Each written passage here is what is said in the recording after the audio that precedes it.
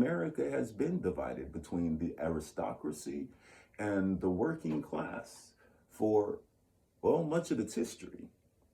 And so if we look at that, um, we look at the division which exists, we can actively come back and start to see where those seeds of division were sowed. I'm using Bacon's Rebellion as a launch point because that was a drastic change in this country when they began to ensure that, well, I go too fast. Let me backtrack. 1681, Maryland. This is where white people were actually created in legislation on the face, on planet Earth.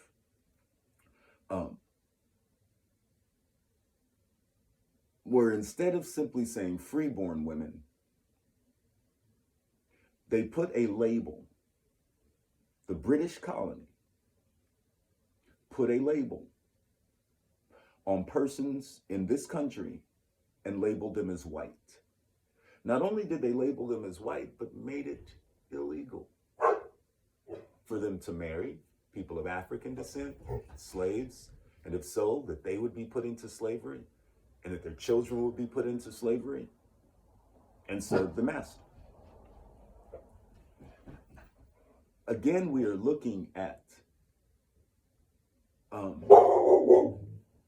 one moment, Dottie. Come here, now.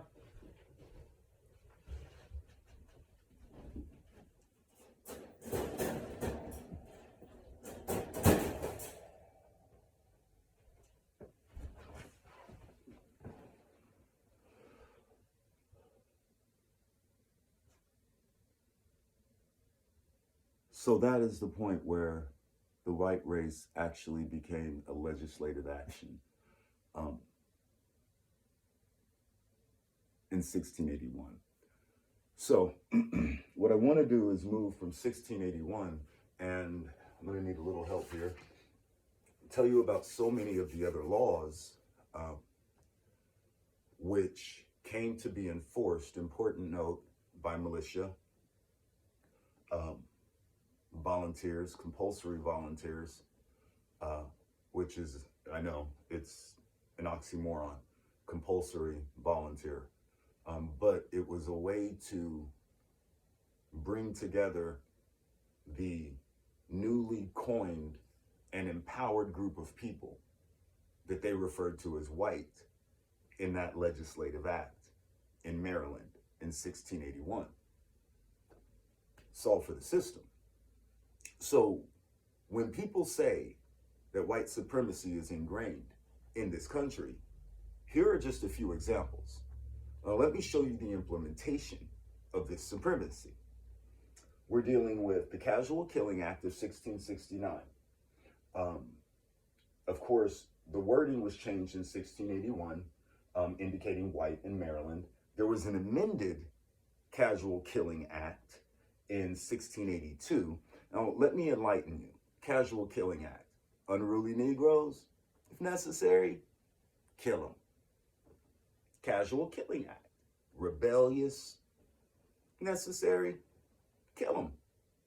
They're doing any of the laws, 1740 Negro Act, if they're doing any of the activities that we say as a group of people who have ingrained this idea of supremacy into this country, then kill them. If they're reading, if they're gardening, if they're earning money, if they're hanging out in groups, well, the white men who were compelled to volunteer had the responsibility in their loose-knit groups of running around, catching slaves, and enforcing these policies. Policy is the origin of the word policing. So if you have a question as to whether or not this idea of superiority and supremacy is ingrained in this country, based on these things that have occurred, as I've illustrated today, since 1452, I can't help you. I'm tired of the ignorance. I'm tired of the nature of cognitive dissonance, because you don't like the position, the reality that it creates. Well, then I'm going to construct another reality, because, well, perception is reality. There's nothing to perceive. You implemented policies and rules. Policies and rules were implemented, not you, but the governing body. At each juncture of this 300-year cycle, okay? So here's the thing, and the thing that I found, I guess, the most entertaining is that in 1740, you had the Negro Act. 1776, you have the American Revolution. You see, we hadn't even got to the American Revolution yet. Now, let me tell you how fate is truly a cruel mistress. The first person to die for the American and in the American Revolution was a man named Crispus Attucks. He was a dark man and had connection to Prince Philip, or I'm sorry, not to Prince Philip, but look up Prince Philip's War. Some of the individuals in that were the progenitors or of their offspring, which was Crispus Attucks. Crispus Attucks was the first person to die at the Boston Massacre for the American Revolution, and the platform which was launched off of his death is the one that led us into the American Revolution. However, I do need to tell you that some of our own constitutional signatories and presidents defended the individuals who shot that man. So if you really look at that, they were protecting foreign interests, but I digress that time. All right, so here we are, the irony that 1740, you have a Negro Act. 1776, the first man to die for the American Revolution was a descendant of Aboriginal peoples in this country. And then in 1790, our illustrious country decides that in order to be an American citizen, you must be white. And it was that way into the 50s, 1950s. 1790 to 1950, to be an American citizen, you had to be white. This newly coined term from 100 years earlier, 1681. So, is it ingrained? I mean, is that, if we look at the frequency of the actions, does it walk like a duck? Does it bark like a dog? Is it white supremacy? That's a question that you need to ask yourself now that you see the evidence compiled comprehensively for your discernment. Let's keep it moving. 1829 to 1834, anti-literacy laws. Okay, if you're dark, can't read. I mean, these laws were at the point where anybody teaching a free man, a slave, if a free man was teaching another free man, a slave was teaching a slave, if a free man was teaching a slave, prison, lashes, possibly death, or anything else that could have been manipulated. It was a desire to have illiterate people in your country that were controllable, to increase the supremacy gap, possibly. Again, that's for your discernment. Was it politically necessary for the country? Then why so is education compulsory now? I digress.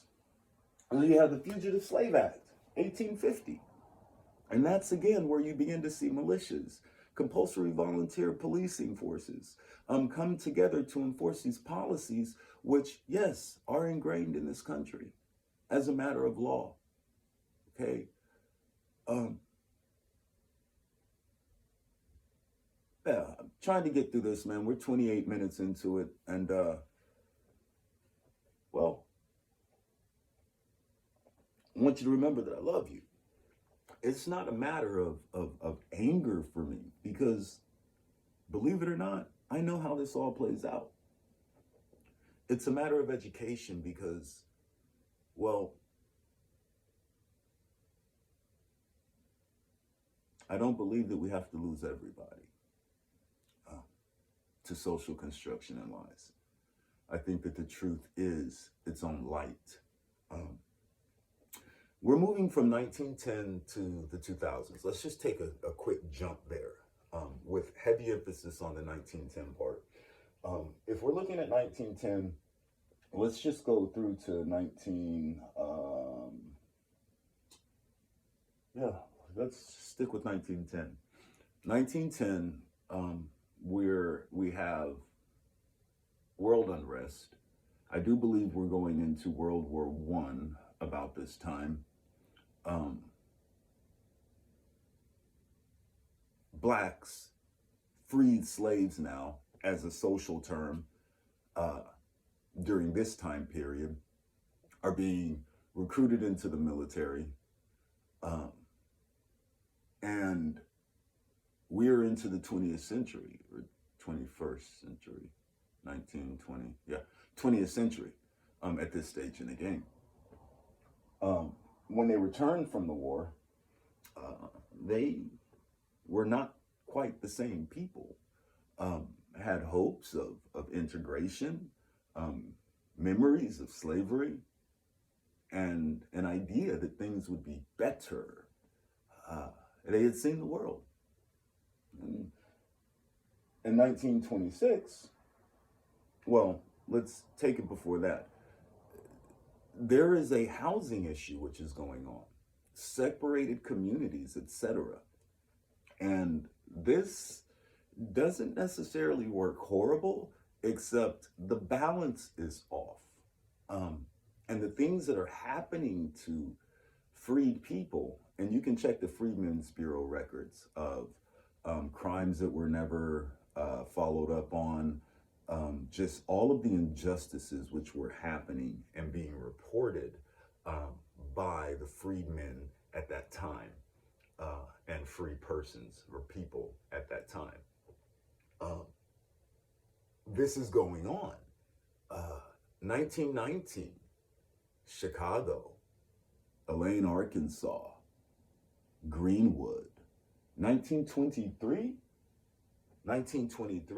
Rosewood, Florida. During all of these times, a class of people are going into Black or Negro and colored, because this was the social term at the time, communities, and burning them to the ground, killing people, lynching people, as if they had a right to do so. Inter Terra Divina, conquest and discovery. So we see the connection in the ideology.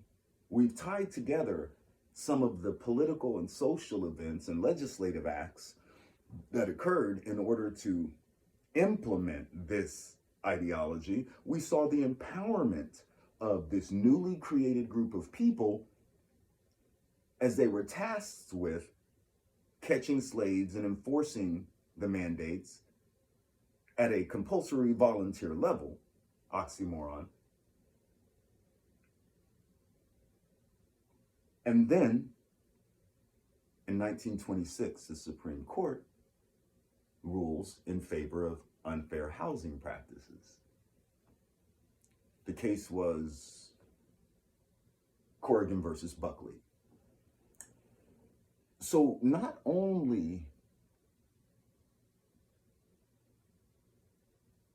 can I see where this supremacy is ingrained in our society.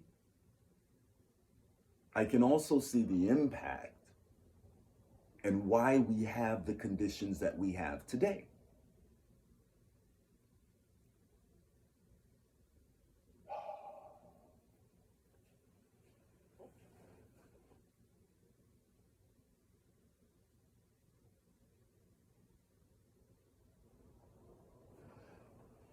Personally, is white supremacy a thing?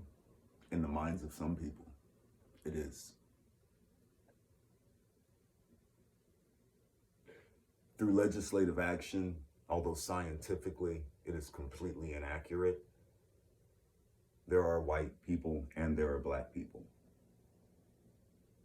Some of them aren't worth the spit out of camel's mouth. And some of them are fine people. That's a collective statement. For me, understanding this information that I've taken the time to share with you allows me a slightly different perspective. There is not a single time that I go out here in this world and look at another person and say that I hate that person, or that I wish that person wasn't in this country, or that that person deserves less than me. To the contrary, showing love, Harley the Heart, Barbershop Community Talk, Next Gen Radio, and me, and my integral person, have a ministry of love, social cohesion, showing love, and stop killing each other, murdering each other, based on these things which have been implanted in your mind. Real life is stranger than fiction. I believe in us as a country, as a group of people on the North American continent.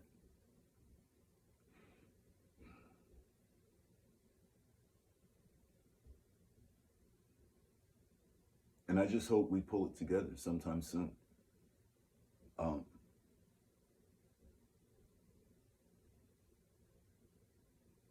get back to the root, who we are as human beings. Because we all want so much of the same things. It's amazing how easily human beings who have the same principal purposes can be divided by the efforts of a few. Yours truly, Joe Perry, the architect. Thanks for having a cup with me.